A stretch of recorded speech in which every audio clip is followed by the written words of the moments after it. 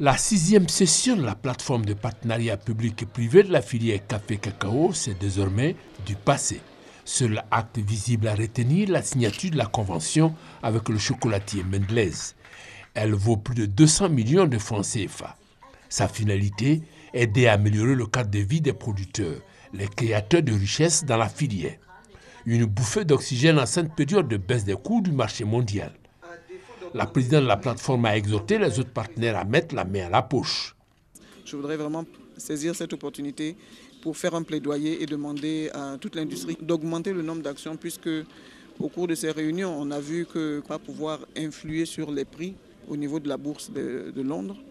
Donc, à défaut donc de pouvoir le faire, il faudrait que les populations ne se sentent pas abandonnées. Au-delà de cet acte visible, producteurs et leurs organisations, industriels chocolatiers, firmes phytosanitaires, organismes de certification, partenaires techniques et financiers, ministères et institutions nationales ont passé la main où elles passent et repassent durant ces 48 heures. Parce que dans le café et le cacao sont cachés un trésor pour l'économie ivoirienne. Tenez, pour une chute de plus de 30% du cours mondial du cacao, le budget national a été réduit de 9%. Et les sujets abordés reflètent bien les défis à relever avec un pic. Comment cesser d'être à la merci de la volatilité des cours mondiaux et intéresser les jeunes à la caféiculture et à la cacaoculture. Une solution, promouvoir l'entrepreneuriat dans la cacaoculture et la consommation locale du chocolat. Riche en exposés, riche en partage d'expériences.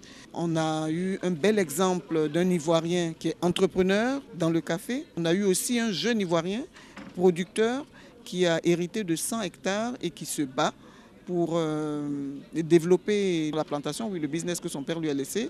Et donc tout ça, c'est des facteurs d'espoir pour la jeunesse. On va avoir un projet où on va impliquer les cantines scolaires, les enfants, pour qu'on change nos habitudes alimentaires et que ça devienne une habitude pour l'Ivoirien de prendre sa bonne tasse de chocolat chaud ou de prendre sa bonne tasse de café. Premier producteur de cacao au monde depuis 1978, devenir premier consommateur de chocolat au monde est possible.